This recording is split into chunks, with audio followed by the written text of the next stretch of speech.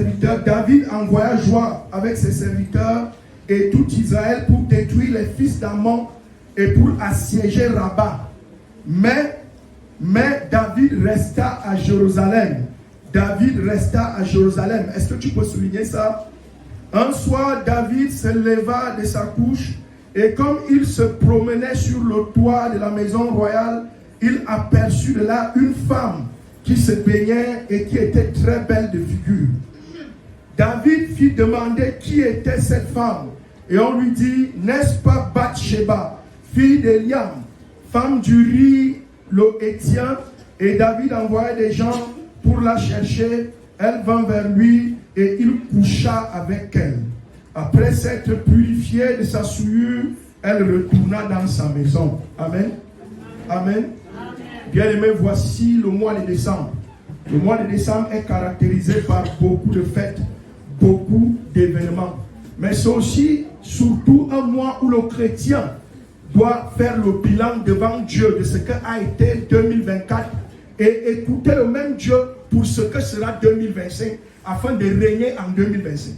Mais ce que nous constatons de plus en plus, c'est que décembre, les chrétiens aussi, comme les mondains, s'adonnent aux festivités. Beaucoup de chrétiens passent leur temps au mois de décembre dans les fêtes, les beuveries, dans tout ce qu'on peut imaginer que Dieu n'aime pas. Alléluia. Dans la débauche, les excès de table, les œuvres de la chair. Bien aimé, ce n'est pas ça. David aurait dû être en guerre.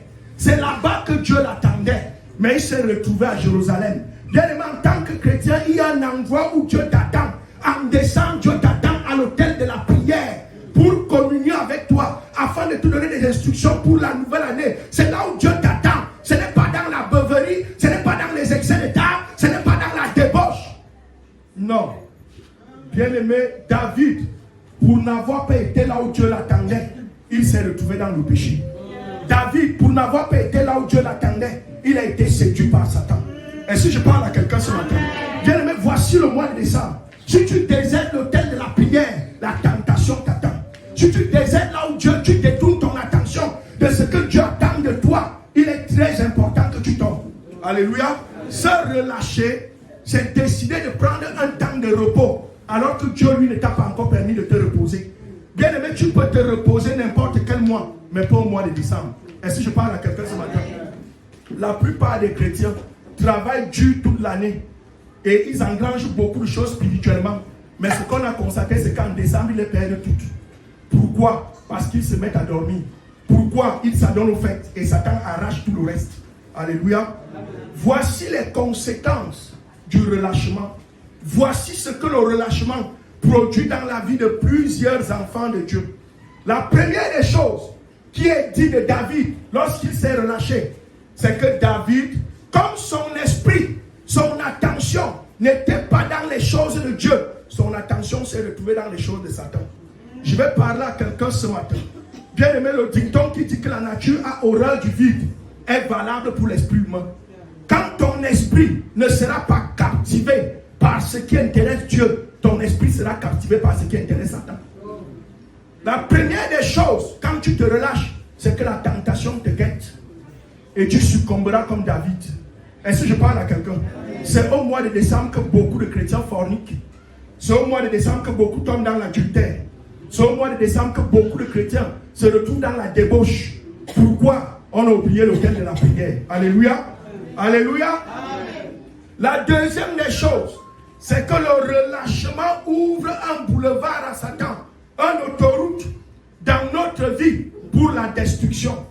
Bien aimé, ce qui est dit ici, peut-être on ne l'a pas lu, c'est qu'après cet événement, toute la vie de David a failli être détruite. Le relâchement a produit l'adultère dans la vie de David. Premier péché. Le relâchement a produit un deuxième péché. Le péché de la déloyauté vis-à-vis de Uri qui était un soldat très loyal. Le relâchement a produit un troisième péché, le meurtre. Est-ce que vous pouvez imaginer, juste pour avoir voulu se relâcher, juste un peu de temps de sortie de l'autel de la prière, juste un peu de temps d'oubli de la mission de Dieu, David a commis un triple péché. Nul n'aurait été la faveur et l'amour de Dieu, David mourrait. Alléluia. Est-ce que je parle à quelqu'un ce matin? Ce n'est pas que ça. Ça a eu d'autres conséquences. Bien-aimé, quand tu te relâches, le péché va arriver. La Bible dit dans Proverbe 18, verset 9, que celui qui se relâche est l'ami de celui qui détruit. Quand tu te relâches, tu es ami de Satan. Quand tu te relâches, Satan viendra au contrôle pour décimer tout ce que tu as pris. La Bible dit de lui dans Jean 10, verset 10, qu'il ne vient que pour voler, égorger et détruire. Et généralement, ça arrive quand tu te relâches. Alléluia. À cause du relâchement, David a suscité dans sa vie les liens d'immoralité sexuelle. Il les a suscités pour lui et pour sa descendance de génération en génération. À cause du relâchement, Amnon, le premier fils de David, a couché sa propre sœur. Et il en est été tué par son propre frère à cause du relâchement. À cause du relâchement, Absalom a couché avec ses propres mamans, les femmes de David. Il a arraché le royaume à son père et il a été tué comme un chien. À cause du relâchement, Adonijah a voulu pour compagne celle qui dormait aux côtés de son père, Abishag, et il a été tué par Salomon. À cause du relâchement, Salomon, quoi qu'il fût un grand roi, il a fini dans l'immoralité sexuelle, 1000 femmes. Finalement, il a été rejeté par Dieu parce que son cœur a été détourné par ses femmes. Il est devenu idolâtre. Bien-aimé, est-ce que tu vois les conséquences du relâchement? Un petit temps, non, je vais un peu me distraire. Non, je dois aussi prendre un peu de temps pour me réjouir. Ce petit temps peut être lourd de conséquences. Ce petit temps peut détruire ta foi. Ce petit temps peut détruire ta famille. Ce petit temps peut anéantir tous les efforts que tu as eu à faire jusqu'ici. Ce petit temps peut t'amener dans le chaos. Beaucoup d'entre nous aujourd'hui, ce que nous expérimentons, ce n'est pas la sorcellerie qui est à l'origine. Ce que nous expérimentons, ce n'est pas Dieu qui est à l'origine. C'est parce qu'au temps opportun, au moment où tu devais être plus impliqué, tu as choisi de te relâcher et Satan a pris le contrôle. Dès que tu te relâches, tu ouvres une porte à Satan. Et quand il entre, il va faire beaucoup de dégâts. Alléluia. Bien-aimé, depuis ta naissance, je ne connais pas quel âge tu as. Depuis ta naissance, chaque décembre tu manges le poulet. Chaque décembre tu es fête sur fête. Mais rien n'a changé dans ta vie. Tu es toujours dans le célibat. Fête sur fête, tu es toujours stérile. Fête sur fête, tu es toujours dans la pauvreté. Il est important que ce décembre-ci, tu décides de demeurer devant Dieu afin que 2025 soit meilleur. Arrête, ne te dérange pas. Continue dans la prière. Nous sortons des 30 jours de jeûne. Le problème n'est pas que tu aies fait 30 jours. Mais qu'est-ce que tu feras après les 30 jours? C'est ça qui est plus important. Si tu ne continues pas dans la même lancée, Satan se relèvera et reprendra le contrôle et va anéantir tout ce que tu as engrangé. Est-ce que je parle à quelqu'un ce matin? Non. Nous ne pouvons pas continuer avec ça. Nous jeûnons beaucoup au MIPAF. Nous prions beaucoup. Mais le résultat est où? Vous savez pourquoi? Ce n'est pas parce que notre Dieu ne nous écoute pas. Ce n'est pas s'il n'y a pas un Dieu au MIPAF. Mais c'est parce qu'après le jeûne, beaucoup sombrent dans le relâchement. Cette semaine-ci, quelqu'un qui avait déjà 3 heures de prière, comme le Père va annoncer aujourd'hui que le jeûne est fini, il va sombrer dans 0 heure.